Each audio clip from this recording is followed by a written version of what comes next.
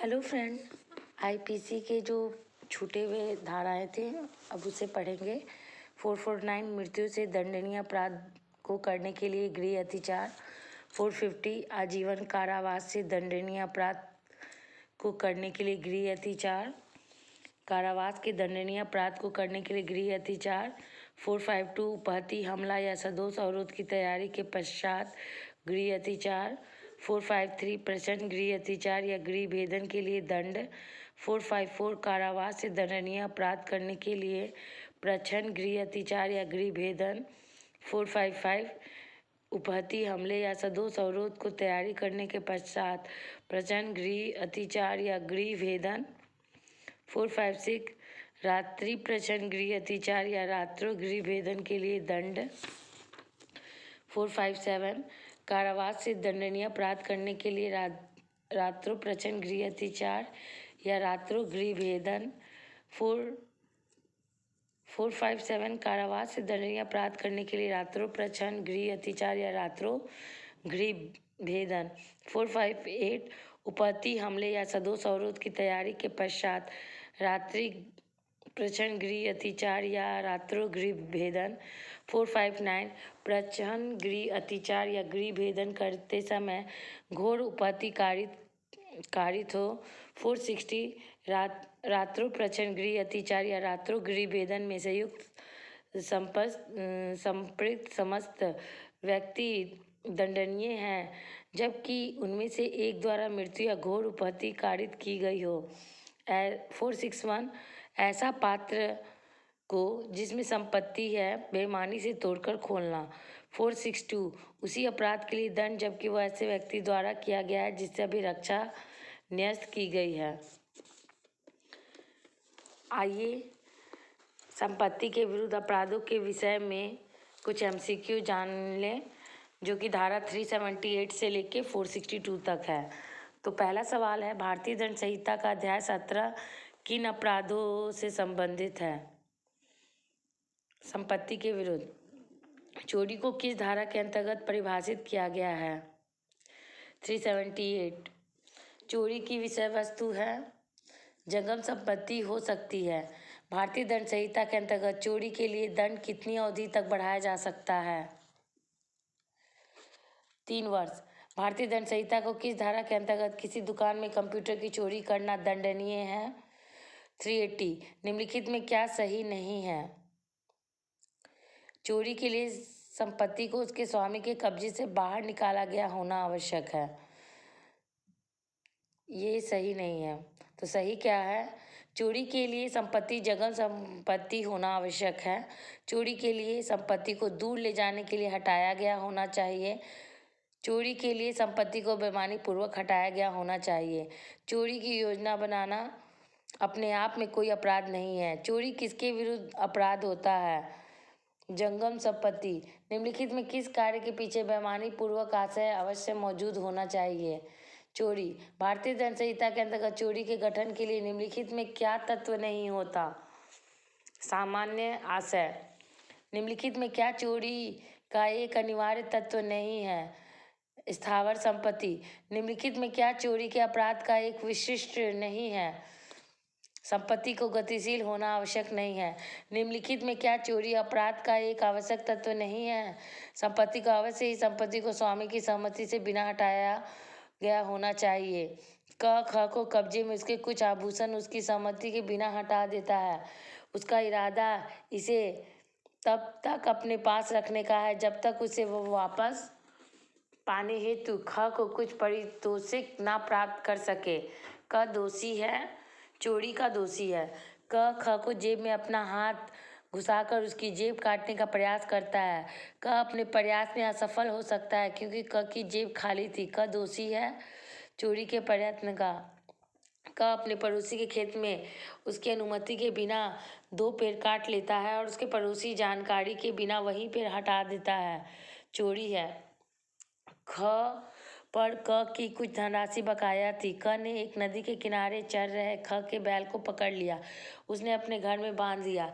ख ने उसके बैल को छोड़ने के लिए कहा तो क ने कहा कि पहले धन का भुगतान के बाद ही छोड़ूंगा। क दोषी है चोरी का। क को ख की अंगूठी ग के घर पर एक मेज पर रखी हुई दिखाई देती है। क बेईमानी पूर्वक अंगूठी हटा देता है। क ने निम्नलिखित में कौन सा अपराध किया? चोरी। क ख के घर में उसकी सहमति के बिना एक किताब इस इरादे से ले जाता है कि वह उसे वापस कर देगा। यदि एक मित्र के रूप में ख उसे वापसी के लिए पुरस्कृत करे तो क दोषी है चोरी का। क ने च की पत्नी के साथ सहमतिपूर्ण यौन संबंध स्थापित किए थे। महिला क ने ऐसी संपत्ति देती है जिससे वह जानता है उसका पति च की है। उसे इसे देने के लिए च को अनुमति प्राप्त नहीं है। क संपत्ति को बेईमानी पूर्वक ग्रहण करता है। क ने निम्नलिखित में कौन सा अपराध किया है? चोरी।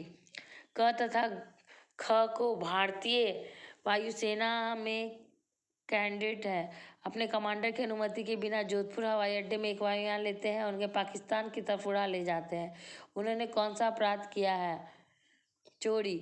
क को ख के चाय का नियंत्रण प्राप्त है। ख रसोई में चाय तैयार कर रहा होता है। क ने मेज पर सोने की एक अंगूठी दिखाई देती है। वह इसे उठाकर उसके कमरे में इस इरादे के साथ छिपा देता है कि वह बाद में उसी समय से ले जाएगा। क ने कौन सा अपराध किया है? क ने कौन सा अपराध किया है? चोरी का। क ने अपनी घड़ी मरम्मत के लिए एक घड़ी साज को दी। मरम्मत खर्च का भुगतान ना करना पड़े इसलिए क ने उसकी दुकान से अपनी घड़ी उसी समय उठा ली जब दुकानदार उसे नहीं देख रहा था। इस मामले में क चोरी का दोषी है। क ने जिसने अपनी सोने की हार ख के पास गिरवी रखी थी, हार को ख के कब्जे में उसकी सहमति से बिना हटा लेता है, जबकि उसे हार के बदले उधार लिए गए धन का भुगतान नहीं किया। क ने कौन सा अपराध किया है? भारतीय दंड संहिता की धारा 379 के अंतर्गत अपराध। क ख को कब्जे वाली संपत्ति को चोरी करता है और चोरी करते समय उसके पास कपड़े के नीचे छिपी हुई एक भरी हुई पिस्तौल मौजूद है ताकि ख को विरोधी करने पर उसे आहत कर सके। क द्वारा किए गए अपराध को भारतीय दंड संहिता 1860 के किस धारा में परिभाषित किया गया है? धारा 382 में। क सद्भावना पूर्वक यह विश्वास करते हैं कि च की संपत्ति उसे अपनी संपत्ति है। संपत्ति को ख के कब्जे में हटा देता है। क दोषी है, कोई उपपत्ति नहीं। उदापन भारतीय दंड संहिता को किस धारा के अंतर्गत परिभाषित किया गया है? 383। उदापन को आपराधिक निम्नलिखित में किसके विरुद्ध नहीं किया जा सकता है? कोई नहीं।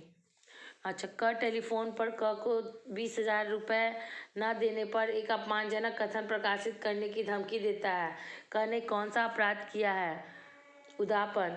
क गंभीर चोट पहुंचाने का भय दिखाकर ख से एक सादे कागज पर हस्ताक्षर करता है और इसे क को देने हेतु बेईमानी पूर्वक उत्प्रेरित करता है। ख कागज पर हस्ताक्षर करने के बाद इसे क के सुपुर्द कर देता है। क ने कौन सा अपराध किया है?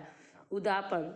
क च को यह कहते हुए संपत्ति हासिल करता है कि क तुम्हारा बच्चा मेरे गिरोह के कब्जे में है। यदि तुम 10 लाख रुपए नहीं देते तो हम उसे मार देंगे। क कौन सा अपराध कर रहा है?